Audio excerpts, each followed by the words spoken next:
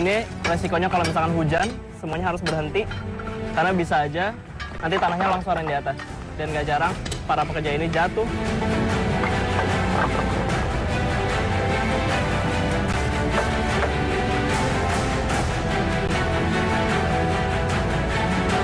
Anaknya menjadi pintar tanpa harus disuruh.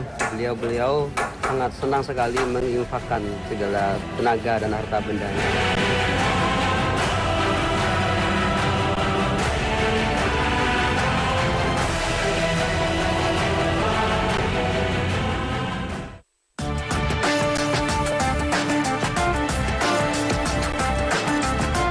Indonesia memang negeri yang kaya.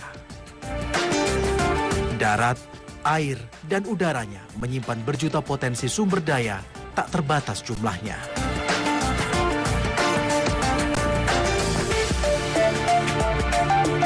Kegiatan eksplorasi kekayaan alam negeri ini sudah berlangsung sejak dahulu. Namun, bekas kesejahteraan yang ditinggalkan untuk warganya, jejaknya masih samar dan nyaris tak ada. Perjalanan Indonesiaku kali ini mengantar saya ke Jawa Timur. Tujuan saya adalah tambang batu piring di pinggir kota Jember. Masyarakat sudah biasa melihat penduduk yang tinggal jauh dari wilayah perkotaan tidak tersentuh pembangunan.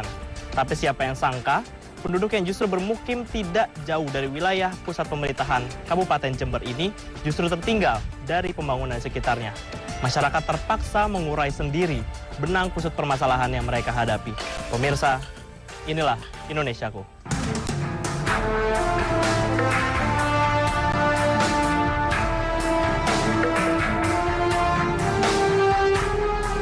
Masyarakat biasa menyebutnya sebagai gumuk batu piring.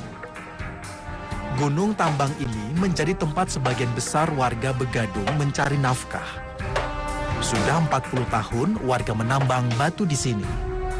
Bergelut dengan tempat-tempat curam demi mendapatkan batu-batu tipis ini. Sejak pagi, para penambang sudah menghunjamkan linggis-linggis mereka. Cara ini memang terbilang tradisional. Namun, hanya cara inilah yang bisa mereka lakukan untuk memanen batu piring. Kadang sulit diterima akal jika bukit batu ini bisa hancur hanya dengan linggis kecil para penambang. Lihat saja lubang menganga ini. Runcingnya linggis nyatanya mampu membentuk lubang bekas tambang seperti ini. Kelihatannya mudah buat mencongkel batu-batu ini. Satu kali dicongkel semuanya bisa jatuh sampai bawah. Bisa bawa, bisa langsung dirapihkan, dijual ke pengepul ataupun ekspor. Tapi resikonya sangat besar. Untuk naik bisa belasan meter atau bahkan puluhan meter ke atas. Dan ini resikonya kalau misalkan hujan, semuanya harus berhenti. Karena bisa aja nanti tanahnya longsoran di atas. Dan gak jarang para pekerja ini jatuh, tidak hanya beberapa meter, tapi bisa belasan bahkan puluhan meter dari atas. Para penambang bukan tidak mengerti resiko yang bisa mengancam nyawa mereka. Terjatuh ke dalam lubang bekas tambang hingga terhimpit longsoran batu sudah kerap kali terjadi. Namun, apa hendak dikata? Hanya dari tambang ini mereka bisa mendapatkan rupiah untuk hidup. Beratnya batu-batu yang mereka pikul seakan gambaran beratnya kehidupan mereka. Ini beratnya bukan 1-2 kilo lagi, tapi bisa 10 sampai 30 kilo. Dan ini saya hitungannya masih sedikit. Mereka bisa lebih banyak.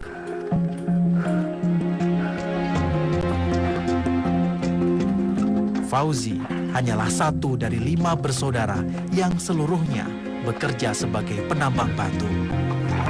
Berawal dari membantu pamannya, dan akhirnya profesi ini menjadi pekerjaan sehari-hari Fauzi selama 5 tahun terakhir. Per minggu bisa dapat 300, 350. Paling besar pernah dapat berapa, Mas? Ya, kadang 500, 400. Kalau paling minim pernah dapat berapa tuh, Mas? Kadang 150 gitu. 150 Iya, seminggu. Iya. Dari segi ekonomi, batu piring memang sangat menjanjikan. Popularitas batu piring Indonesia bahkan sudah sampai ke mancanegara. Cina dan Jepang adalah pengimpor tetap batu ini dari Indonesia. 17 tahun bekerja di tambang batu, bagi Humairoh memang bukan waktu yang pendek. Meski merasakan betul manfaat tambang bagi nafkah keluarga, namun tidak sebatas untuk kebutuhan pokok semata.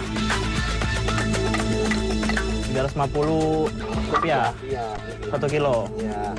Per tonnya itu 375.000 1 ton. 1.000 kilo ya Pak ya. Biasanya seminggu dapat berapa Pak? Apanya? Seminggu. 5 5 apa Pak? 5 tok. 5 ton. Dalam seminggu, Humairoh mampu mengumpulkan Rp300.000. Uang ini langsung habis untuk membeli kebutuhan pokok seperti beras dan minyak. Sementara sisanya untuk menutup kebutuhan sekolah 3 orang anaknya. Mecah batu gini, Ya. itu kerjanya tiap hari Pak? Apa ada hari liburnya? Ya, tergantung dia yang kerja. Tergantung. Iya. Kalau Bapak, Kalau saya enggak pernah libur dah. nggak pernah libur? Enggak pernah. Cari uang terus ya Pak ya? Kecuali sakit. Kalau hujan, Ya, nongkrong di sini. Nggak Nongkrong di kerja, sini. dah. Ya, nongkrong. tapi nggak mecah batu juga? Ya, enggak. Nggak. Saat mentari tengah terik, para penambang beristirahat. Makan siang dan beribadah masih sempat mereka kerjakan. Selesai beristirahat, pekerjaan sudah menanti. Tak hanya pria, para wanita juga banyak yang mencari tambahan uang di sini. Bedanya, kaum wanita hanya mengais batu-batu sisa. Batu-batu sisa ini masih laku di pasaran. Para pembeli biasanya memanfaatkan batu sisa untuk pelengkap bahan bangunan selain batu bata. Tambang batu piring di Jember hanyalah salah satu fakta tentang sumber daya alam negeri yang belum dikelola dengan baik. Tambang yang semestinya mampu meningkatkan pendapatan asli daerah ini tentu bisa menjadi modal untuk mensejahterakan warga di sekeliling tambang. Selama 85 tahun Kabupaten Jember berdiri, belum ada satupun peraturan daerah mengenai pertambangan. Inilah yang membuat banyak penguasaan lahan, bukit, gunung, dan tambang menjadi milik pribadi dan perseorangan. Ini tentu menjadi sangat tidak menguntungkan bagi warga biasa, seperti para penambang batu piring Jember.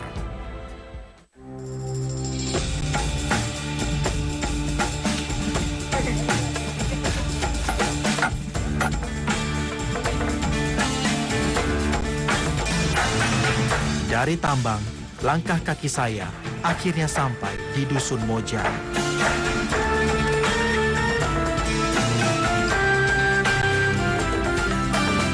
Saat saya tiba, warga tengah bergotong royong mendirikan sebuah bangunan. Suasana bahu-membahu ini langsung mengingatkan saya pada kearifan lokal khas Indonesia. Kayu demi kayu tersusun rapi membentuk atap bangunan ini. Saya baru mengerti. Ternyata warga sedang memperluas pondok pesantren kebanggaan dusun mereka. Pak, kalau kayu petir ini kan diambil dari sekitar sini ya berarti ya? Iya, Itu ngumpulinnya sudah berapa lama ini Pak? 1 minggu. 1 minggu ngumpulinnya. Gitu. Itu dikumpulin sama bapak-bapak yang di sini ya? Dikumpulin. Nanti setelah dikumpul baru dikerjain bareng-bareng gitu ya? Iya, betul. Dari pukul 7 pagi hingga 4 sore, warga berbagi tugas membangun pendopo ini setiap hari. Sebagian dari mereka bahkan rela meninggalkan pekerjaan hingga bangunan ini selesai. Ini idenya siapa nih Pak yang ngajak bangun ini? Ngajak bangun. Pak Ustadz, Iya, yang ngajak bangun. untuk perbesar pondok pesantren. Iya.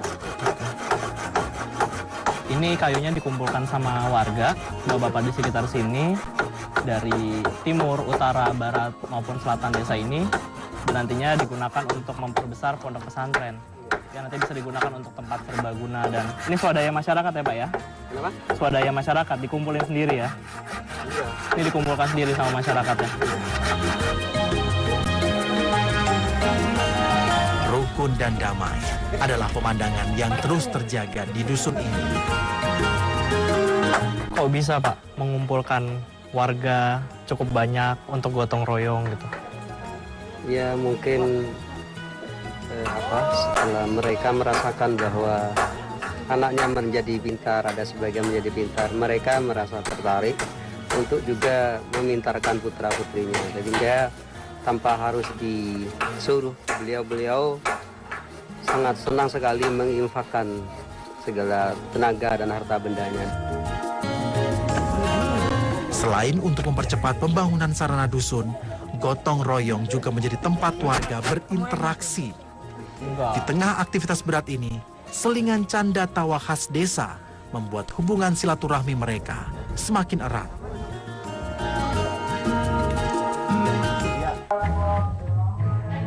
Hari masih pagi.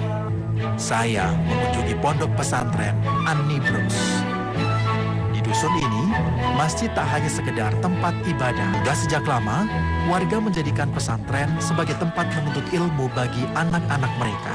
Kendala ekonomi menyebabkan sebagian besar orang tua tak menyekolahkan anak-anak mereka. Di dusun ini, ada 80 anak yang tidak tersentuh pendidikan formal. Ini belum termasuk anak-anak di sekitar lereng Gunung Argopuro yang terpaksa meninggalkan bangku sekolah demi membantu orang tua bekerja. Coba kita baca bareng-bareng. Bacanya apa? Pemerintah Kabupaten Jember mengucapkan selamat Hari Kebangkitan Nasional 20 Mei 2015. Berarti bisa baca semua? Bisa baca semua. Nah, anak-anak SD dan juga SMP di sini sebenarnya sudah bisa membaca karena memang sejak awal mereka sudah mendapatkan stimulus untuk membaca, menulis, dan juga berhitung, baik dari relawan maupun dari ustadz yang ada di sekitar sini. Kita lanjutin ya. Bawahnya. Pendidikan di pondok pesantren terbagi menjadi 3 tingkat. 48 anak dalam kategori Al-Ula atau setingkat sekolah dasar, 21 anak dalam kategori Al-Usto atau setingkat SMP, dan 11 anak dalam kategori Al-Ulia atau setingkat SMA. Kenapa sih kalian nggak sekolah ke kota atau keluar gitu? Nggak punya biaya ini. Udah biaya. Mahal. Jaraknya dekat nggak dari sini? Jauh Mas. Jauh. Kalau keluar harus naik apa? Naik sepeda. Mobil, motor. Kalau jalan kaki jauh?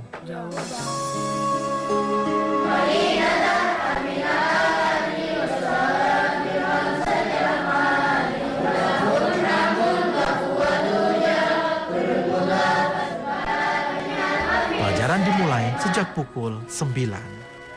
Kegiatan belajar terus berlangsung sambil diselingi ibadah sholat berjamaah dan makan siang di rumah. Apa Pak hambatan dari ponpes ini Pak? Sebetulnya kami ingin pondok ini punya tempat yang memang standar. Karena kadang anak konsentrasi anak bisa terpecah gara-gara sering melihat kanan kiri. Kami pada akhirnya dengan doa teman-teman insya Allah bisa. Anak-anak yang haus belajar terpaksa hanya mengikuti pelajaran mengaji selama sepekan. Pendidikan informal ini seolah menjadi satu-satunya jawaban untuk meraih masa depan mereka. Berdasarkan data Kabupaten Jember, pemerintah menganggarkan 1,2 triliun rupiah untuk pembiayaan bidang pendidikan tahun 2014. Namun nyatanya, realita yang ada di dusun ini tidak mencerminkan besarnya alokasi dana itu. Pada tahun 2014, Presiden Susilo Bambang Yudhoyono memberikan penghargaan kepada Jember sebagai Kabupaten Bebas Buta Aksara. Ironis, predikat ini tidak sebanding dengan fakta yang ada. Dari 2,8 juta jiwa angka buta aksara nasional di negeri ini, Jember menduduki peringkat pertama sebagai kabupaten dengan angka buta aksara tertinggi se-Indonesia berjumlah 109.932 jiwa. tidak boleh dipungkiri lagi. Beliau-beliau para orang tuanya butuh pendamping untuk kebutuhan hidupnya sehari-hari. Kadang terpaksa mereka mengajak putra-putranya untuk bekerja pula. Berarti di luar pesantren ini masih banyak anak-anak yang belum sekolah ya, masih memilih di rumah ya? Masih, bahkan ada yang milih bekerja, ada yang jadi pembantu rumah tangga di kota.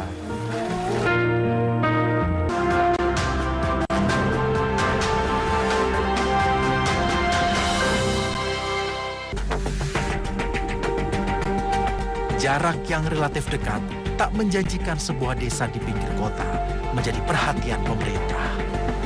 7 kilometer adalah jarak yang sangat dekat. Tak masuk akal jika dijadikan alasan untuk pembangunan tak bisa sampai dan merata. Pendidikan sudah sangat mendesak. Tanpa pendidikan, warga akan semakin tertatih mengejar segala ketertinggalan pembangunan dari daerah lain. Pondok. Apa sih Pak masalah pendidikan yang paling besar di Jember yang mungkin masih ditangani gitu, masih berjalan Pak? Apa masalahnya yang terjadi? Di sini kan masih ada juga orang-orang yang warga masyarakat yang di situ mungkin di usia-usia hampir 50 tahun dan sebagainya kan masih ada. Tua ya? Masih ada saudara-saudara kita yang belum bisa membaca, menulis itu masih ada. Yang itu harus kita tuntaskan. Satu hal yang patut dicontoh dari warga Mojan, semangat dalam keterbatasan. Mereka tak menyerah dengan keadaan, tak melulu berharap bantuan, namun tetap berusaha dengan apa yang mereka bisa dan apa yang mereka punya.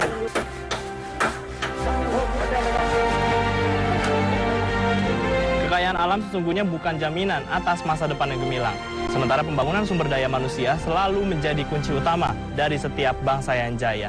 Meski lelah mengharap perhatian, setiap manusia punya naluri untuk berjuang. Pemirsa, demikian Indonesiaku. Terima kasih. Sampai jumpa.